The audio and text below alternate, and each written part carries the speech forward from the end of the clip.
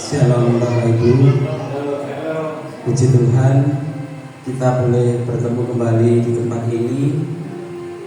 Mari kita mempersiapkan hati kita, jiwa kita, untuk kita menyambut hadirat Tuhan dengan pujian penyembahan kita, dengan hati kita yang sungguh-sungguh merindukan akan Tuhan. Mari kita berdoa. Segala puji syukur, hormat, kemuliaan bagi-Mu Bapa. Engkau yang kami sembah, kami puji, kami muliakan di dalam Tuhan Yesus Kristus, Juru Selamat dan Penebus dosa kami. Kami bersyukur kepada-Mu Bapa. Kami boleh tiba di tempat ini untuk kami memuji menyembah Tuhan sebagai rasa syukur dan terima kasih kami atas pemeliharaan-Mu selama ini ya Tuhan. Kiranya hadirat Tuhan ada di tempat ini sehingga kami merasakan kedekatan lebih dekat lagi dengan Tuhan. Ampuni segala dosa, kesalahan, kelemahan, kekurangan kami ya Tuhan. Layakkanlah kami di dalam kami memuji menyembah Tuhan. Layakkan kami untuk mendengarkan sabda firman-Mu Tuhan, sehingga kami boleh bertumbuh dan berbuah-buah sesuai dengan kebenaran firman Tuhan. Hidup kami di dalam kehendak Tuhan, dan hidup kami menyenangkan serta memuliakan Tuhan. Terima kasih Bapa, kami percaya Engkau yang berotoritas dalam ibadah ini, dari awal pertengahan hingga akhirnya. Engkau urapi hamba-hamba-Mu yang melayani tempat ini ya Tuhan. Pemain musik, WL, terutama hamba-Mu yang menyampaikan isi hati-Mu, Tuhan pakai menjadi saluran berkat-Mu Tuhan. Tuhan berikan urapan yang baru, supaya kami semua benar-benar menerima akan isi hati-Mu, akan tujuan-Mu, akan kehendak-Mu, akan kerinduan-Mu di dalam setiap kehidupan kami. Terima kasih Bapa. Kami serahkan ibadah ini dari awal pertengahan hingga akhirnya hanya otoritas Tuhan Yesus Kristus yang ada di tempat ini, bahkan di hati kami. Dalam nama Tuhan Yesus Kristus kami berdoa. Haleluya. Amin.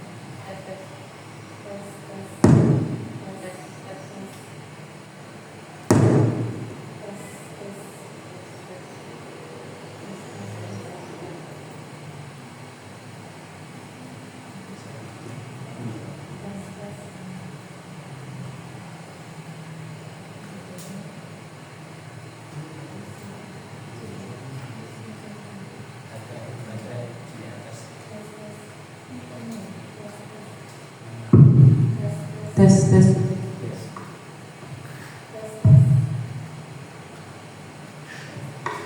Shalom.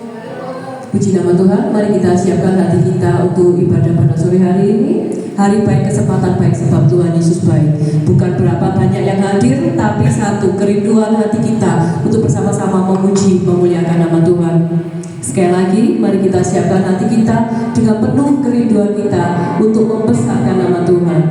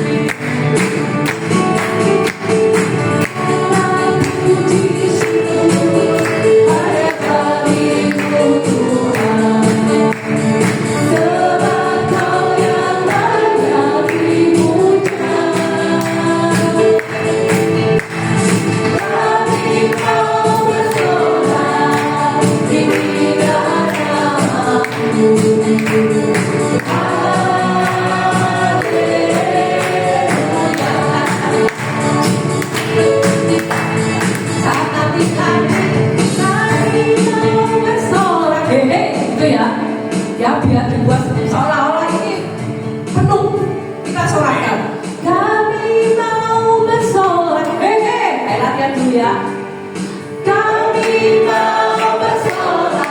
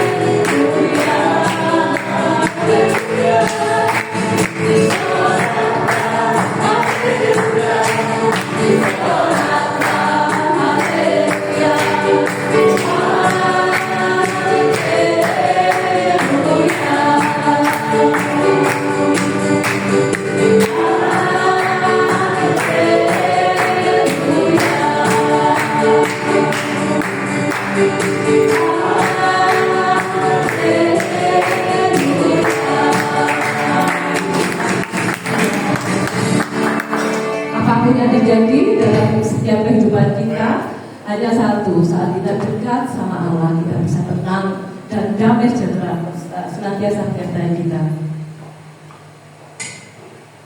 Yesus, terima kasih.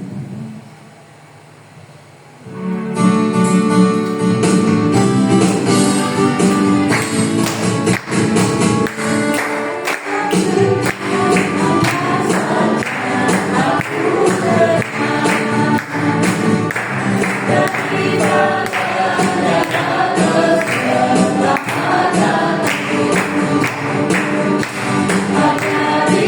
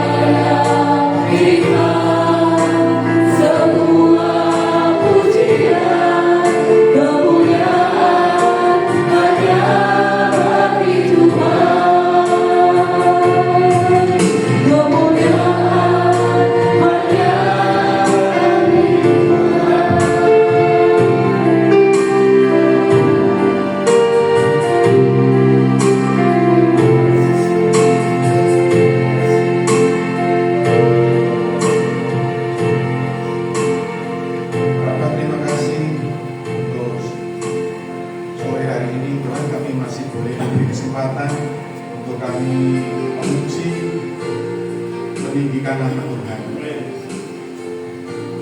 Terima kasih untuk sepanjang hari ini Kau sudah memberikan kami kesehatan yang baik Tuhan. Kalau sebentar kami akan mendengar firman-Mu, urapi hamba-Mu, urapi setiap kami, agar firman itu boleh menjadi benih yang bertumbuh, berbuah, menjadi berkat buat orang di sekitar kami. Roh Kudus, berikan kami telinga seorang murid untuk kami boleh mendengar, mengerti setiap firman-Mu. Supaya ambil alih terutama ruangan hati kami. Hanya di dalam nama Yesus Kristus Tuhan semua siap mendengar firman Tuhan. Katakan amin. Silakan duduk.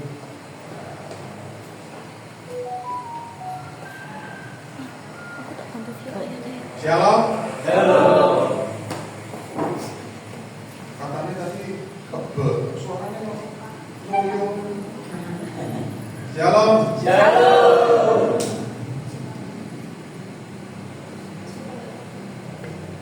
Siapa di sini yang hidup itu tidak punya harapan?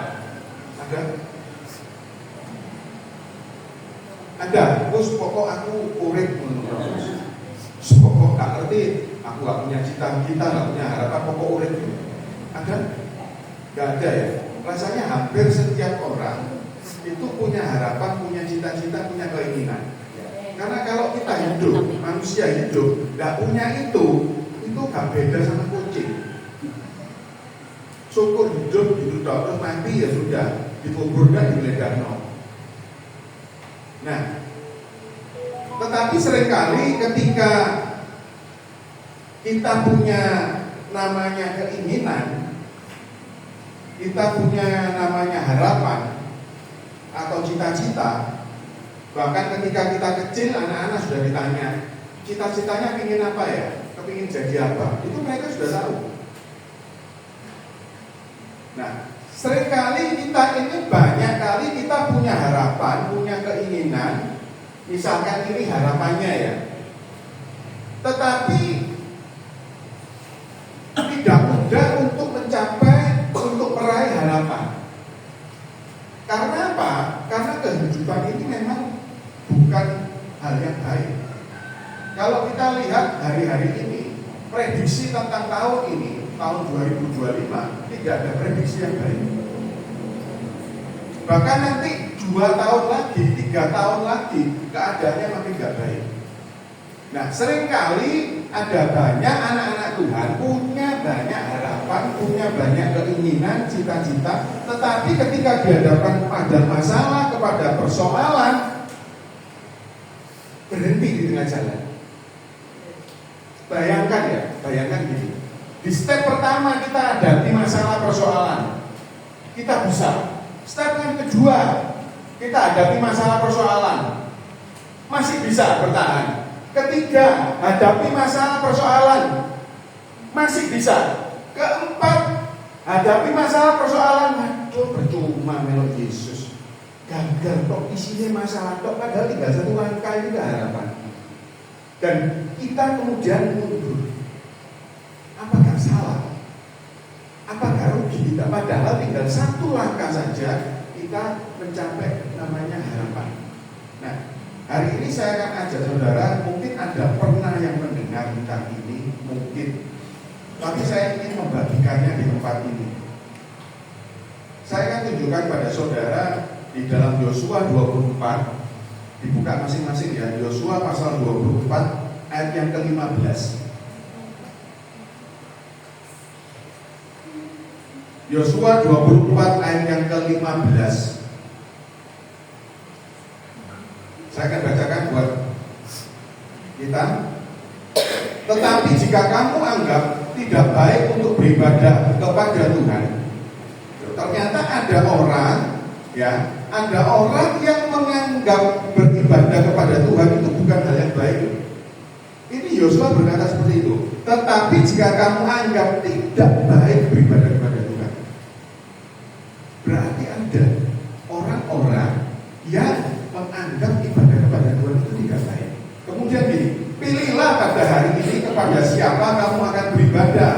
Allah yang kepadanya nenek moyangmu beribadah di seberang sungai Efrat, ini Allahnya Terah, ayahnya Abraham. Nah, kemudian atau Allah orang Amori yang negerinya kamu diami ini.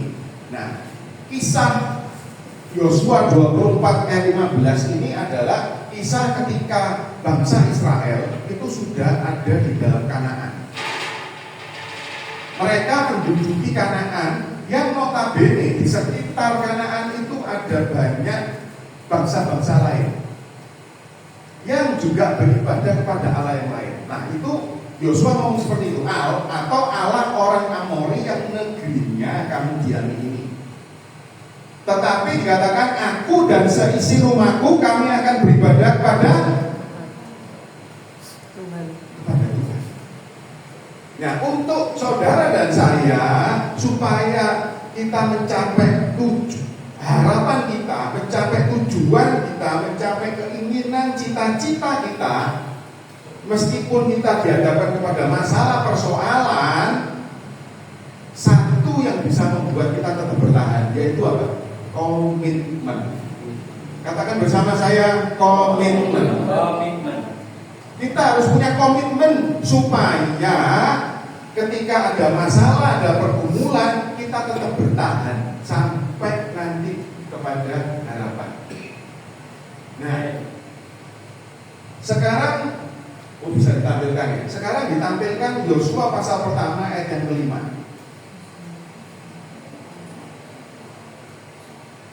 Yosua pasal pertama ayat yang kelima. Ini janji Tuhan buat Yosua. Seorang pun tidak akan dapat bertahan menghadapi engkau seumur hidupmu. Seperti aku menyertai Musa, demikianlah aku akan menyertai engkau. Aku tidak akan membiarkan engkau dan tidak akan meninggalkan engkau. Ini janji Tuhan buat Yosua. Kemudian kita lihat ayat yang ke-6 6, 7, 9.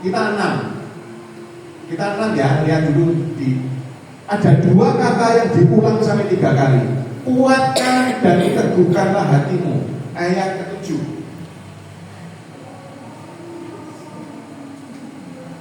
Hanya kuatkan dan teguhkanlah hatimu dengan sungguh-sungguh. Ayat yang ke-9.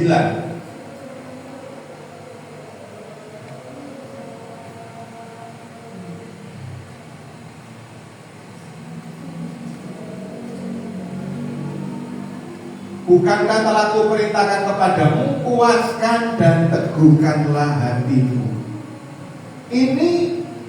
Ini adalah janji Tuhan buat Yosua, dan janji ini tidak diberikan kepada tokoh lain di dalam Alkitab. Saudara pelajari, tidak ada tokoh Alkitab yang dapat janji Tuhan spesial seperti Yosua. Tidak ada. Saya sudah pelajari tokoh-tokoh Alkitab, tidak pernah menemukan satu tokoh Alkitab yang janjinya itu persis yang diberikan kepada Yosua. Sampai 3 kali diulang. Kuatkan dan teguhkan hatimu. Tabao, tangguh. Kalau bahasa di dalam kamus besar bahasa Indonesia, tabah itu tangguh, tahan pukul. Jadi kalau hadapi masalah persoalan tetap tangguh. Ini Tuhan ngomong itu, tangguh, tabah. Kenapa? Pertanyaannya adalah kenapa kok Tuhan sampai ulang ini 3 kali? Kalau kita melihat sejarah, Yosua itu adalah hanya asistennya Musa bersama dengan Kaleb. Di antara 12 pengintai itu hanya Kaleb dan Yosua yang perkataannya baik, kalau saudara ingat ya. Nah, Yosua itu ketika dapat, karena kalau tadi saudara lihat pasal 24, itu adalah pasal terakhir kitab Yosua, dan itu masa akhir kepemimpinan Yosua, dan itu sisa-sisa ketika Yosua belum dipanggil Tuhan. Nah, pada saat itu di pasal yang pertama, ketika pertama kali Yosua terima janji, terima kepemimpinan dari Musa kepada dirinya, itu bagi Yosua adalah hal yang menakutkan. Bagi Yosua itu hal yang tidak masuk akal. bagi Yosua itu hal yang membuat dia gentar, membuat dia takut. Makanya Tuhan ngomong, teguhkan dan kuatkan hatimu. Karena Tuhan tahu Yosua gentar. Kenapa Yosua gentar? Karena Yosua tahu persis seperti apa bangsa yang dia pimpin. Ketika Musa membelah laut Keberau, Yosua ada di sana. Itu kejadian spektakuler. Sampai hari ini belum pernah ada teknologi yang bisa membelah laut jadi tanah kering. Tidak ada. Padahal ini sudah berapa tahun. Dan saya rasa belum dan tidak akan pernah ditemukan teknologi yang bisa membelah laut sehingga tengahnya itu jadi tanah kering. Itu tidak akan terjadi. Kalau cukup bisa ngasih terowongan bawah laut bisa. Tapi untuk belah laut, airnya disibak kanan kiri, tidak ada teknologi sampai hari ini.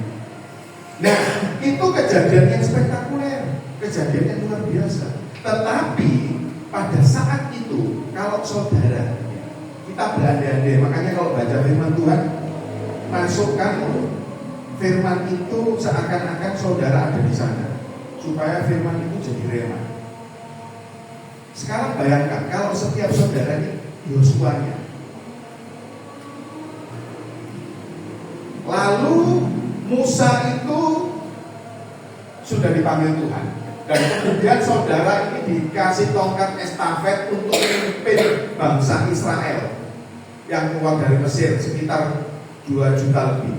Nah, itu ketika saudara melihat pada waktu itu Musa membelah laut. Dan lalu ketika kemudian kepemimpinan Musa itu berpindah kepada saudara, dan saudara tahu yang saudara pimpin itu adalah bangsa yang tegar, tengkuk, angel, tuturani, kira-kira saudara gentar kan? Saya ketika ada di sana, ketika saya membayangkan diri saya, andai kata saya ini Yosuanya, saya gentar. Musa saja ya, berarti kan Musa yang bisa belah laut. Memang dengan kuasa Tuhan dia belah laut, itu aja tidak dihormati. Ketika dia naik ke Gunung Sinai, terlalu lama mereka membuat anak lembu tuanan. Mereka memberontak terus, mereka tidak puas. Bahkan ada kelompok-kelompok yang kemudian berkomplot ingin menjatuhkan kepemimpinan Musa sampai mereka mati ditelan bumi. Loh, itu Musa pemimpin yang luar biasa yang hebat saja tidak mereka hormati. Ketika Yosua dapat tongkat kepemimpinan ini, Yosua jadi gentar. Aku ini sombong. Aku ini bukan siapa-siapa. Aku ini cuma asistennya Musa. Makanya kalau saudara lihat tadi di ayat yang ke-5, 6, 7, 9, Tuhan menguatkan hati Yosua. Kuatkan dan teguhkan hatimu. Seperti aku menyertai Musa, aku akan menyertai engkau. Dan firman ini juga berlaku buat setiap saudara dan saya. Ketika saudara dan saya lagi terpuruk, katakan Tuhan yang menyertai Musa, menyertai Yosua. Tuhan yang sama itu yang akan menyertai aku. Ketika saudara dan saya tahu bahwa ada Tuhan yang sama yang menyertai Musa, menyertai Yosua, saudara akan tetap bertahan teguh hadapi masalah persoalan. Nah, kalau saudara perhatikan di ayat yang ke-5 tadi, Yosua 1 ayat yang ke-5, bisa minta tolong nih ditampilkan Yosua 1 kembali lagi ayat yang ke-5. Saya akan bacakan, saudara lihat ini, saya akan bacakan di dalam teks yang lain ya. Teks yang lain bunyinya gini: seorang pun tak akan sanggup mengalahkan engkau Yosua, mengalahkannya seumur hidupmu, sebab aku akan selalu mendampingimu seperti dahulu aku mendampingi Musa. Aku tidak akan meninggalkanmu. Itu versi lain dari ayat yang ke-5 pasal yang pertama. Dan saudara tahu, kalau saudara baca kitab Yosua, terutama di kitab di pasal yang ke-12, gak usah ditampilkan, pasal 12 itu banyak bercerita tentang peperangan Yosua. Tidak ada satu bangsa pun, saya ulangi, tidak ada satu bangsa pun di sekitar Kanaan yang tidak dikalahkan oleh Yosua. Ketika saya baca itu saya berhenti. Janji Tuhan itu terlalu ya dan amin. Makanya kalau hari ini ketika ada orang hadapi masalah pergumulan, merasa bahwa janji Tuhan itu tidak terjadi, waduh saudara salah besar. Di pasal pertama ayat yang kelima tadi Tuhan ngomong dalam versi yang lain, tidak ada satupun yang akan mengalahkan engkau. Dan itu terjadi di pasal 12. Hari ini mungkin saudara masih ada di pasal pertama, dapat janji Tuhan. Tapi siapa tahu nanti saudara dan saya ada di pasal 12, janji Tuhan itu tergenapi. Dan di pasal 12 tidak ada satu bangsa pun yang bisa mengalahkan Yosua. Dan di sekitar Kanaan itu ada bangsa-bangsa lain, itu dihabisi semua oleh raja-rajanya, oleh Yosua. Nah sekarang kita lihat di ayat ke-7 pasal 3.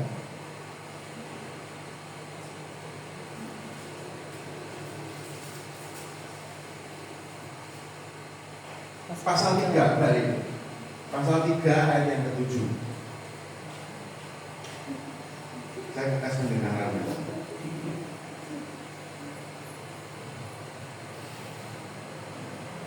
Nah,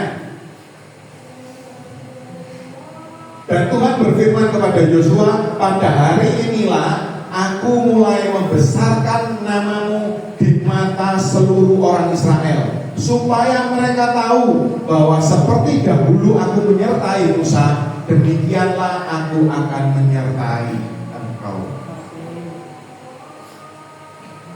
Di pasal pertama Yosua cuma dapat janji. Di pasal yang ketiga Tuhan ngomong, hari ini loh, hari ini aku akan mengangkat namamu. Seringkali ketika saudara dan saya hadapi masalah persoalan seperti saya bilang tadi, tinggal satu langkah saja, goalnya itu tinggal satu langkah saja, berkat Tuhan itu terjadi. Tapi ketika saudara tidak tabah, saudara tidak punya komitmen, saudara tidak akan terima apa-apa. Makanya firman Tuhan ngomong, kalau kita terombang-ambing, kepercayaan kita terombang-ambing, saudara tidak akan terima apa-apa. Percaya sekali Yesus, selama-lamanya tetap Yesus. Karena kalau saudara terombang-ambing oleh angin-angin pengajaran, dan saudara tidak mau percaya, cuma gampang aja percaya tentang janji Tuhan, saudara tidak akan terima apa-apa. Coba pasal pertama tadi bunyinya gini. Ketika ayat 5 kita berandai-andai. Saya suka ketika baca firman Tuhan itu tidak tak baca komik gitu. Kita baca, kita masukkan hidup kita di sana. Coba sekarang bayangkan, kalau di pasal 5, 6, 7, 9 Tuhan sudah ngomong sampai kesel, kuatkan dan teguhkan hatimu. Ternyata di ayat yang ke-10 Moro Yosua ini gak Tuhan ini omong hijau. Kesel aku, bangsa itu berani. Lu saja lo gak diajari, apa menurut aku tambah gak direken Tuhan, mau aku boleh omong iyo, bisa gak? Bisa. Coba bayangkan sekarang, kalau pasal pertama ayat yang ke-10, lalu Yosua menjawab kepada Tuhan, Tuhan, aku ampun, carilah orang lain. Maka pasal 3 ayat ke-7 tidak akan tertulis, tidak akan terjadi. Coba saudara bayangkan ketika saat ini saudara sudah berdoa setahun, 2 tahun, 3 tahun, 4 tahun, 5 tahun, tidak terjadi. Padahal Tuhan rencana di tahun ke-7,5 itu bakal dijawab. Sampai tahun ke-7 saudara, Tuhan, aduh, menyerah. Padahal 1,5 tahun loh. Tidak tahu. Yosua juga gak akan tahu bahwa hari itu Tuhan akan mengangkat nama Yosua. Tidak ada yang tahu. Hanya Tuhan yang tahu. Hari itu dia ngomong, hari ini aku akan mengangkat namamu. Dan saudara tahu apa yang ditakutkan Yosua tadi yang luar biasa. Saudara tahu, kalau saudara nanti pulang cek di Google ya. Saya sudah cek Google. Nanti kalau saya salah, sampaikan ke Bu Febel atau siapa, saya salah. Coba saudara cek peta perjalanan orang Israel dari Mesir ke Kanaan. Itu hanya satu jalannya. Sekarang saya tanya, menurut saudara lebih sulit mana? Jalan di padang gurun. Ya, perhatikan ya. Lebih sulit dan mustahil mana? Jalan di padang gurun atau jalan melintasi danau, sungai. Enggak numpak perahu. Menurut saudara, mustahil mana? Jalan di padang gurun atau jalan melintasi sungai? Mustahil mana? Jawaban coba gede. Melintasi sungai. Mustahil melewati sungai. Gak usah sungai Yordan. Saudara selaku ini kali berantas saya sampai intir. Apalagi kalau musim hujan kalau ini.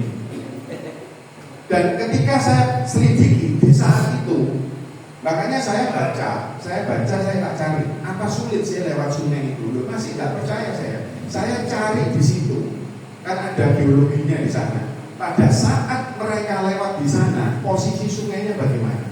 Dan ketika itu saya pelajari di sejarahnya, pada saat itu di sekitar Sungai Yordan itu ada gunung-gunung es. Dan itu musim semi dan mereka sedang longsor. Dan akhirnya air sungai itu posisinya tinggi. Artinya airnya deras. Artinya lagi semakin mustahil mereka lewat. Tetapi Tuhan ngomong gini, hari ini aku akan membesarkan namamu. Seringkali di tengah keadaan yang tidak baik, seringkali ada janji Tuhan yang mustahil. Dan memang janji Tuhan itu harus saudara melewati hal yang mustahil. Kalau saudara masih bisa mikir, berarti itu bukan hal yang mustahil. Berarti Yesusmu gak ajaib. Justru karena Yesus itu ajaib, saudara harus melewati hal yang mustahil. Saya ulangi ya, ini pernyataan saya.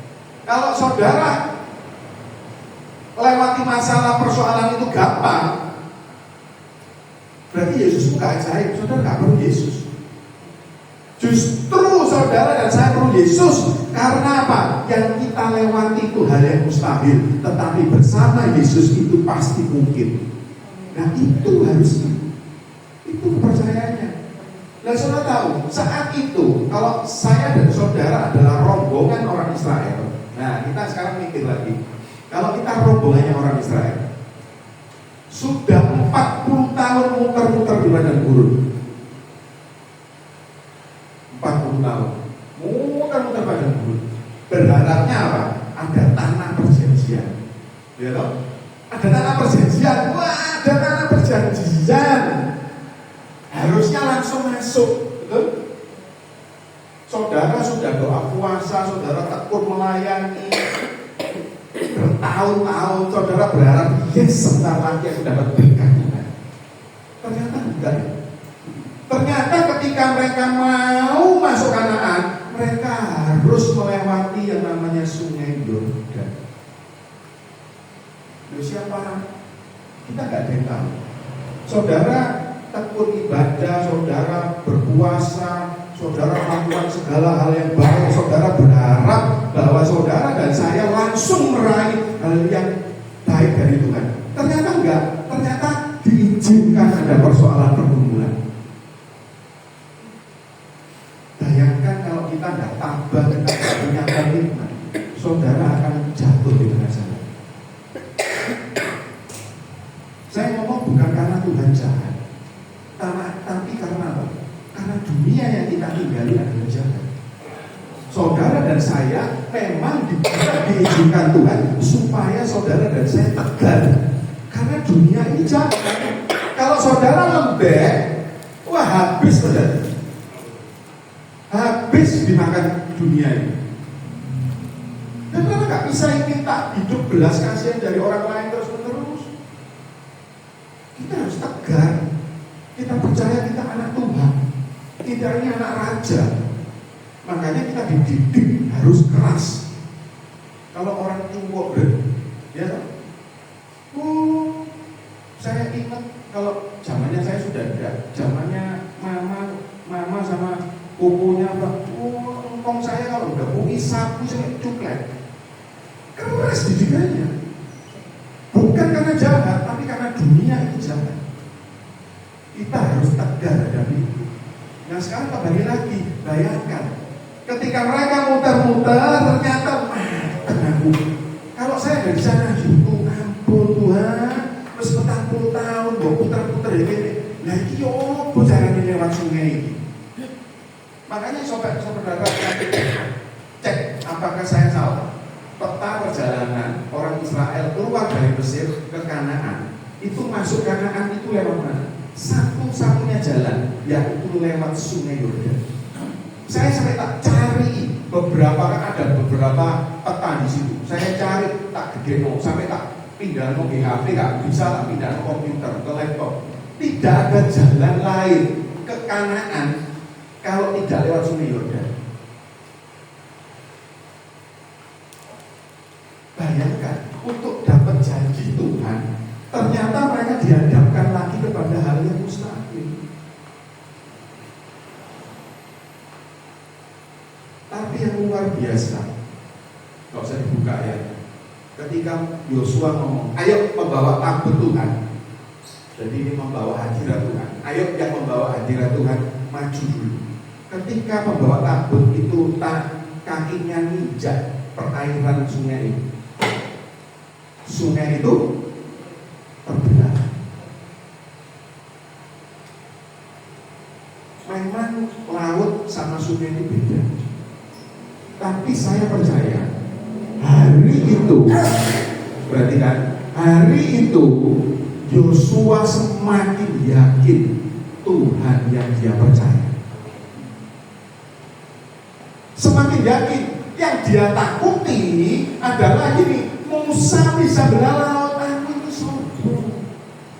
Tetapi sama Tuhan, makanya saya nggak habis pikir. Saya baca berulang-ulang dan saya coba cari. Kalau nggak salah, loh apalagi direkam gini. Loh medsos saudara bisa diserang orang banyak. Makanya kalau belajar firman Tuhan harus belajar sampai tuntas. Nggak boleh ada celah. Apalagi berhubungan dengan sejarah segala macam harus dipelajari. Nah itu saya nggak bisa pikir kok bisa dilewat. Ternyata tujuan Tuhan lewat Sungai Yordan memang nggak ada jalan lain. Ternyata Tuhan mau tunjukkan kepada Yosua, sungai pun aku belah. Dan hari itu sekali lagi orang Israel generasi kedua, generasi pertama kan habis di padang gurun karena pemberontakan. Generasi yang kedua itu akhirnya lewat di tanah subur. Dan hari itu saya percaya kepercayaan Yosua di pasal yang ketiga berbeda dengan kepercayaan Yosua di pasal yang pertama.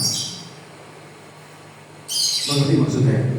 Kepercayaan Yosua kepada Tuhan di pasal yang pertama beda sama di pasal yang ketiga. Di pasal pertama dia cuma dapat janji. Di pasal ketiga janji itu jadi nyata. Dan itu menjadi momen titik balik Yosua. Makanya gak heran setelah itu tembok Yeriko diruntuhkan dengan pujian dan penyembahan. Gak heran.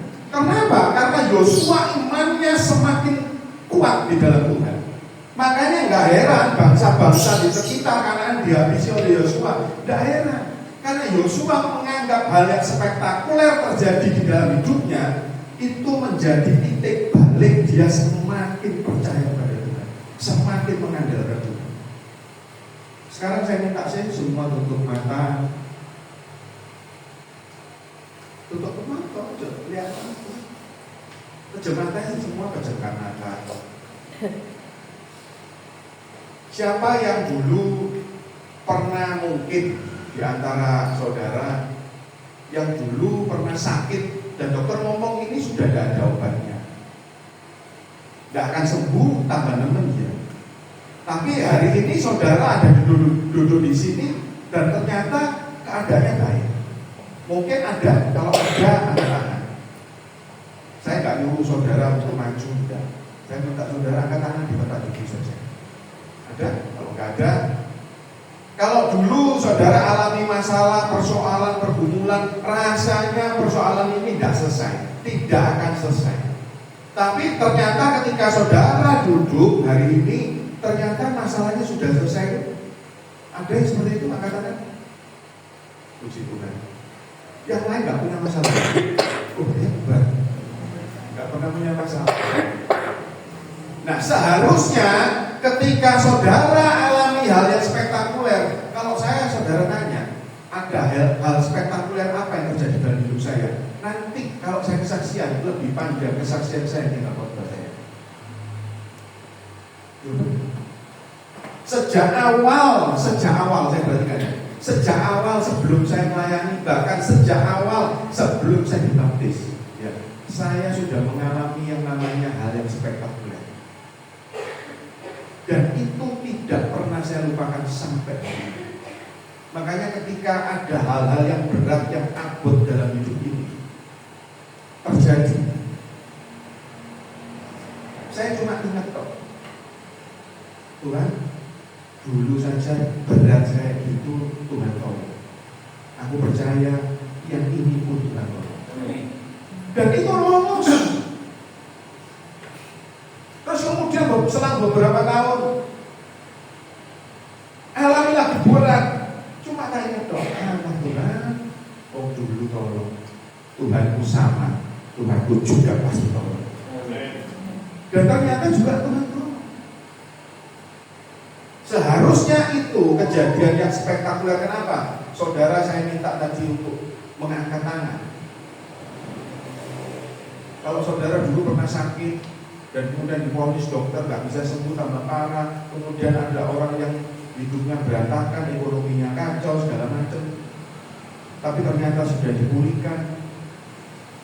Seharusnya kalau kita sudah dipulihkan Tuhan, diangkat Tuhan, seharusnya itu menjadi titik balik saudara untuk semakin mengasihi Tuhan.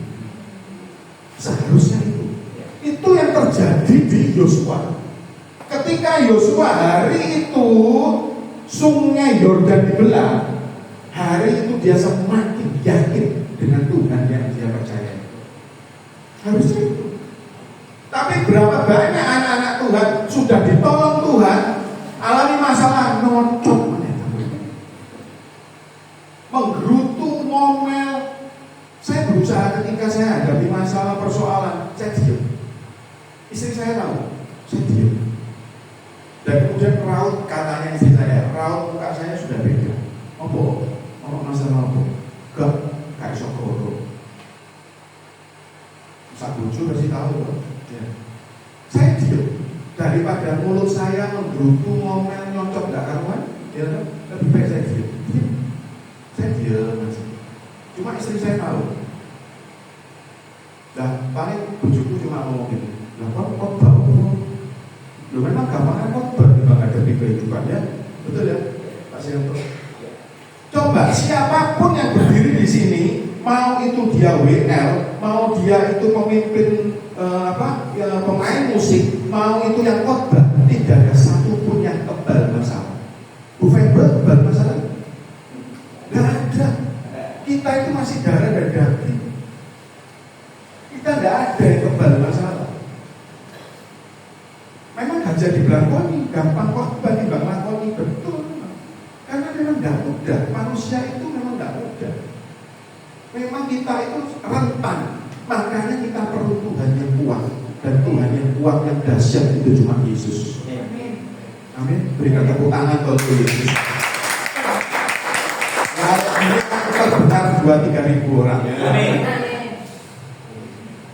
Itu yang terjadi. Makanya Yosua, sekali lagi, Yosua itu makanya dia alami hal yang dahsyat, dia menghentikan matahari. Lain waktu saya akan kupas itu, bagaimana dia menghentikan matahari, kemudian tembok Yeriko runtuh, kemudian dia mengalahkan bangsa-bangsa lain. Enggak salah, titik baliknya adalah ketika sungai Yordan itu dibelah. Makanya ketika saudara dapat hal yang spektakuler, ada mujizat kecil saja yang terjadi dalam hidupmu, jadikan itu momen titik balik saudara. Tuhan, dulu Tuhan tolong, selama-lamanya Tuhan pasti tolong. Itu membuat saudara semakin percaya, semakin kuat bertahan, supaya saudara dan saya sampai kepada harapan. Yang kedua, di ayat yang ke-15 tadi, kembali lagi di pasal 24 ayat yang ke-15.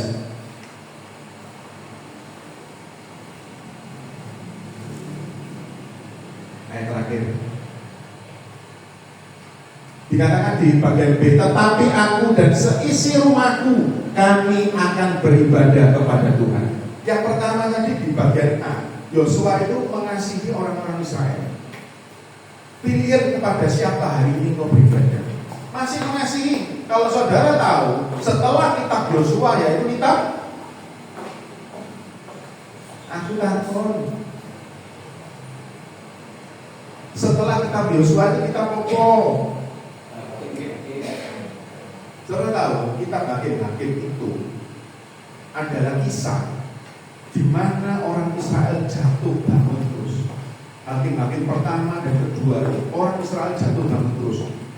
Muncul hakim-hakim pertama, mereka mengemut. Hakim pertamanya meninggal, mereka memberontak. Terus seperti itu siklusnya. Dan Yosua itu tahu. Makanya di pasal terakhir Yosua ngomong seperti itu. Pilih kepada siapa mau beribadah. Yosua memang yang pertama mengajak orang Israel untuk komitmen kepada Tuhan. Tetapi yang kedua, dia juga lebih mengasihi keluarga. Orang yang bisa sampai kepada harapan, kepada tujuan adalah orang yang mengasihi keluarga. Saya ulangi, orang yang bisa nyampe pada tujuan, keinginan, cita-cita, harapan itu cuma orang yang mengasihi keluarga, mengasihi suami, istri, anak-anak. Karena kalau orang yang tidak mengasihi keluarganya, mustahil orang itu punya harapan. Sekarang saudara tahu berapa banyak orang-orang yang kemudian mengakhiri hidupnya bunuh diri? Karena pada dasarnya dia hanya mengasihani dirinya sendiri, bukan mengasihi keluarga. Dia mengasihani dirinya sendiri. Aduh, sebuah sulit sekarang, pekerjaan sulit, ekonomi sulit, nyari duit tambah gampang. Tak wali tambah sulit, gak tambah gampang. Aduh, stres lupis, jalan terakhir antek. Orang-orang seperti ini adalah orang-orang yang bukan saja dia tidak mengasihi keluarganya, tapi dia mengasihi dirinya sendiri. Tetapi Yosua, pemimpin yang luar biasa ini, Yosua juga mengasihi orang-orang Israel. Ayo, kepada siapa kau beribadah? Tapi dia kemudian ngomong, aku dan seisi rumahku, seisi keluargaku, kami beribadah kepada Tuhan. Yosua adalah sosok yang mengasihi keluarganya. Makanya firman Tuhan ngomong, 2-3 orang bersatu di dalam nama Tuhan, Tuhan. Ini adalah kelompok yang terkecil, yaitu apa? Keluarga. Ketika saya dalam keadaan yang tidak baik, yang kok ada tekanan gitu, ketika biasanya karena saya ini tidur paling belakang, bukan di kamar belakang maksudnya, tidur belakangan jamnya. Biasanya istri sama anak-anak duluan. Itu kadang malam-malam gitu, pintu tak buka gitu. Kadang dia kalau pas itu saya tumpangi tangan, kalau enggak itu dari jauh saya ngomong, Tuhan berkati istriku, berkati anak. Susah gitu loh. Dan itu hampir sering saya lakukan begitu.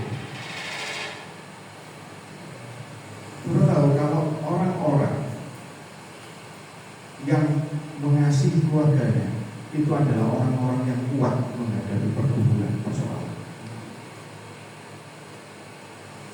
Kalau orang itu saudara lihat, orang itu mengeluh, isinya mengeluh toh. Kalau saudara tidak nono ya, orang isinya ketemu saudara mengeluh ngomel, pasti dia itu tidak mengasihi keluarganya, pasti. Coba lihat, tidak ada orang yang mengasihi keluarganya itu mengeluh ngomel. Saya dan istri saya itu sama. Kalau ketemu temannya itu isinya mengeluh toh, istri saya sudah tanya, mana sebelum ketemu apa sih koncoy, kan isinya lo merasani toh, ngomel, mengeluh, lo baca duit akhir, lo uangnya banyak, warisannya itu lo banyak, tapi sih gerutu ngomel, saudara nggak dapat apa-apa. Seringkali kan hidup kita ini terkontrol dengan yang namanya deposito dengan tabungan. Kalau jumlahnya waduh ayam perasaan hidup, betul? Ya, kadang kita nggak lihat Tuhan loh. Kita itu kadang lihat rekening. Kalau rekening kita, ayam, rekening titik, waduh susah. Hari ini saudara dan saya diajak untuk hanya melihat kepada Tuhan dan melihat kepada keluarga. Karena itu yang menjadi sumber kekuatan Yosua. Makanya tidak heran Yosua bisa membawa orang Israel masuk ke Kanaan. Dan Tuhan tidak pernah salah menggantikan Musa dengan Yosua, sehingga orang Israel masuk ke tanah perjanjian. Hari ini biarlah setiap saudara dan saya menjadi pribadi yang punya komitmen hanya kepada Tuhan dan mengasihi keluarga. Amin. Mari kita berdoa. Bapa, kami mengucap syukur untuk setiap firman yang boleh kami dengar Tuhan.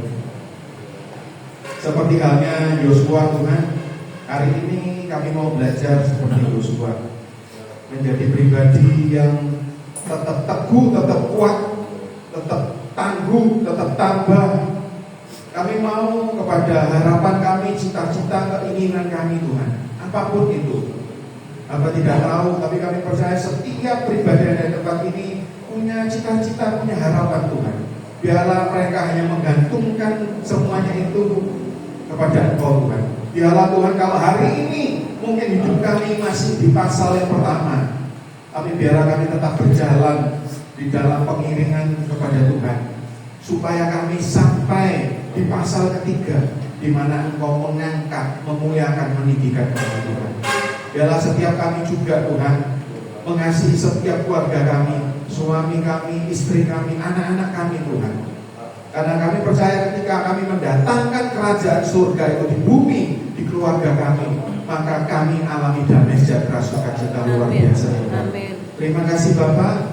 Hanya di dalam nama Yesus Kristus Tuhan semua diberkati, katakan Amin.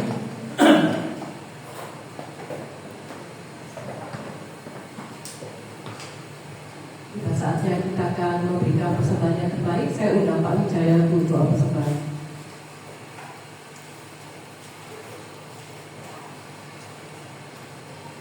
Dalam Bapa, di dalam nama Tuhan Yesus dan pertolongan Roh Kudus, Tuhan, terima kasih buat amal-Mu pada hari ini Tuhan. Terkhusus Tuhan buat taburan firman Tuhan yang semakin mendewasakan kita semua Tuhan, semakin menguatkan iman kita semua Tuhan. Tuhan, kita saatnya kami memberikan yang terbaik Tuhan. Kiranya Tuhan persembahan ini akan Kau pakai untuk meluaskan bacaan tempat ini Tuhan, yang siap memberikan yang terbaik untuk Tuhan. Mari kita sama-sama katakan amin. Silakan memberi dengan pendidikan kita. Terima kasih.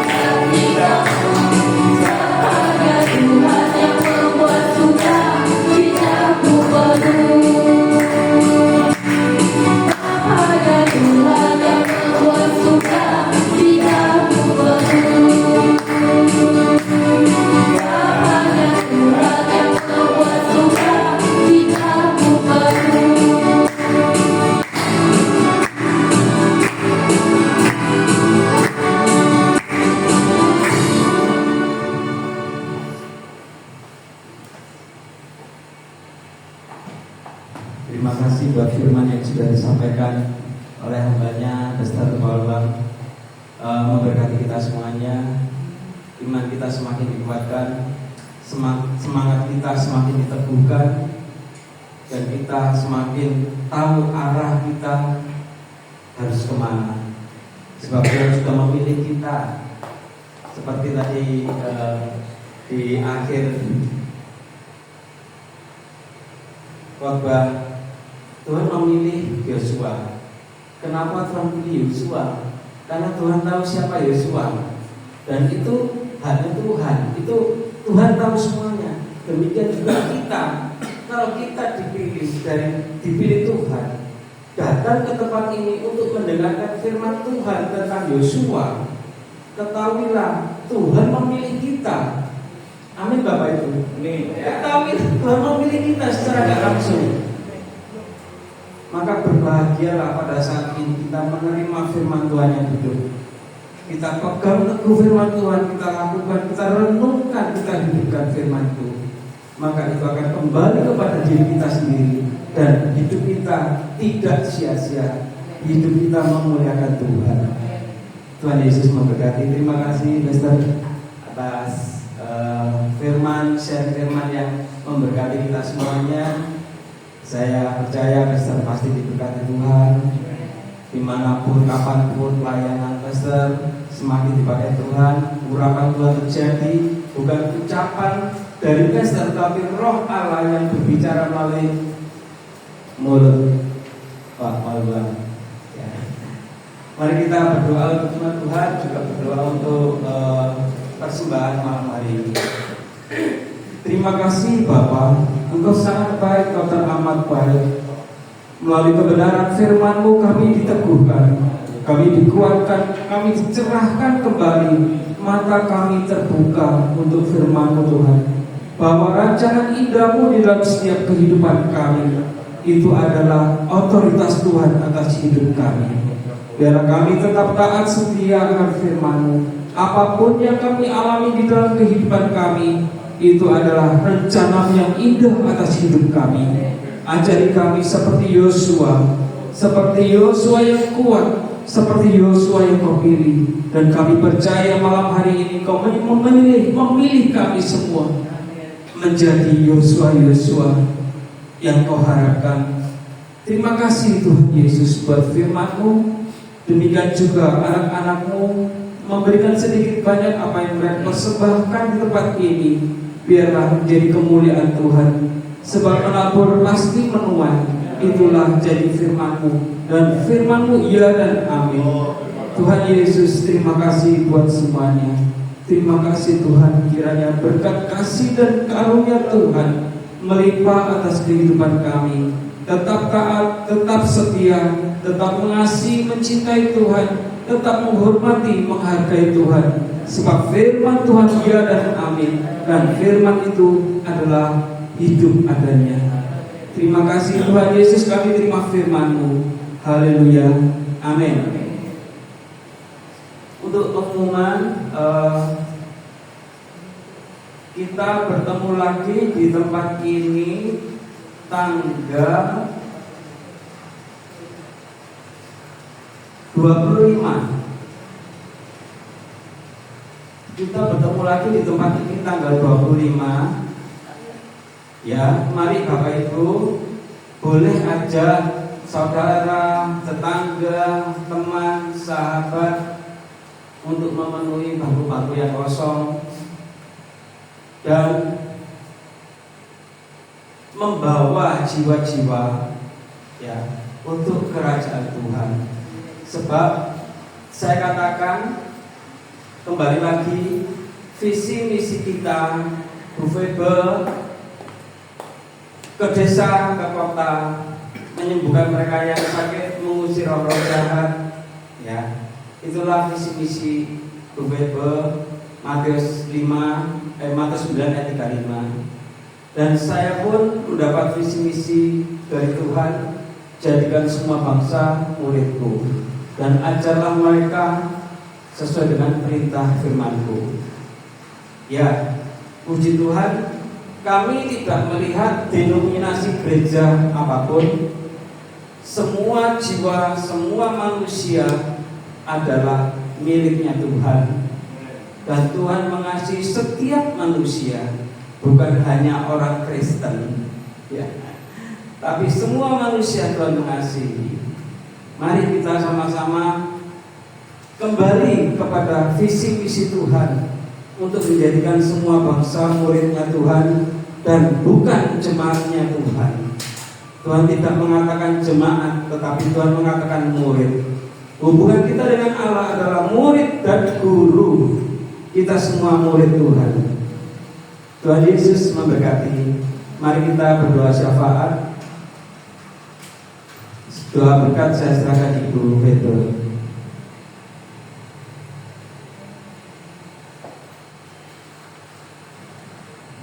Terima kasih Bapak.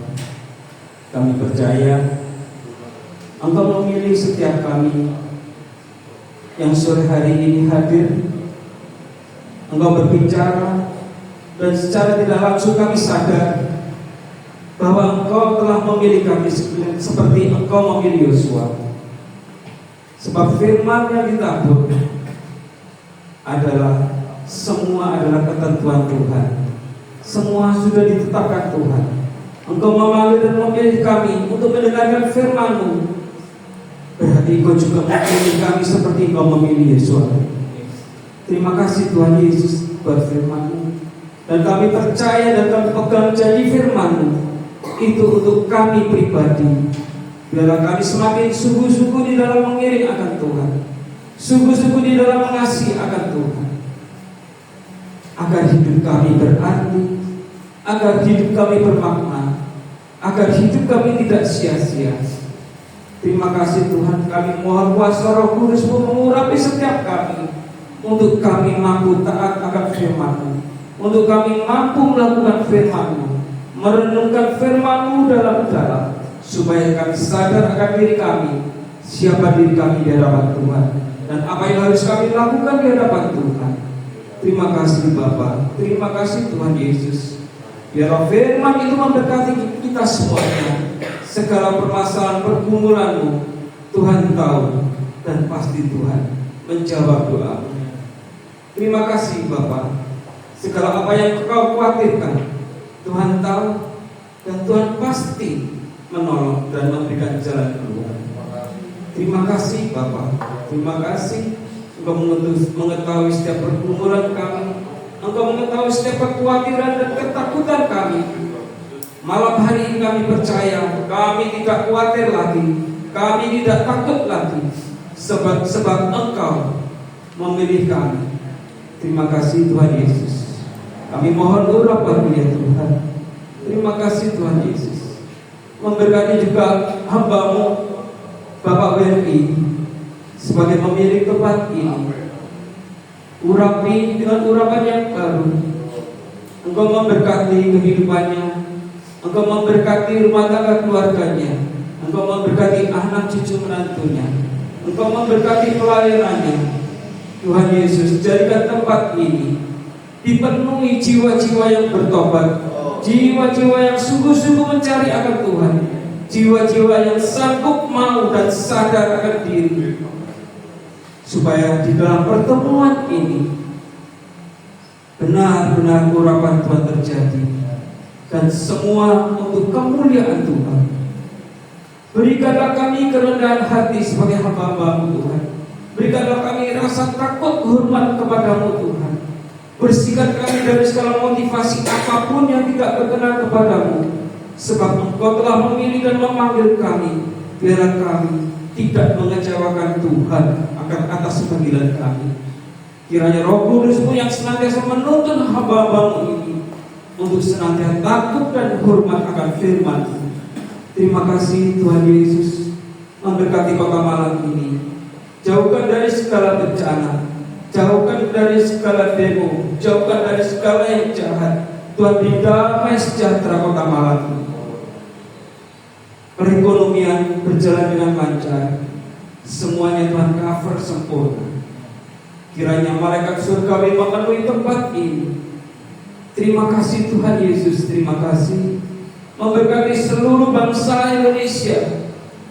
Tuhan, saat ini bangsa ini sedang terpuruk keadaannya. terutama mentalnya ya Tuhan. Kami mohon Tuhan, melalui doa-doa kami orang percaya, doa orang benar, Tuhan pasti mendengar atas bangsa ini. Sebab di dalam bangsa ini ada umat-Mu Tuhan. Biarlah Tuhan mendengar seluruh doa permohonan kami. Bersihkan bangsa ini dari segala orang-orang yang serakah, orang-orang yang egois, orang yang korupsi. Tuhan beri kekuatan kemampuan Bapak Prabowo untuk membersihkan semuanya ini, sehingga bangsa ini menjadi bangsa yang bersih, bangsa yang takut akan Tuhan. Urapi setiap umat-Mu, urapi setiap warga negara Indonesia ini.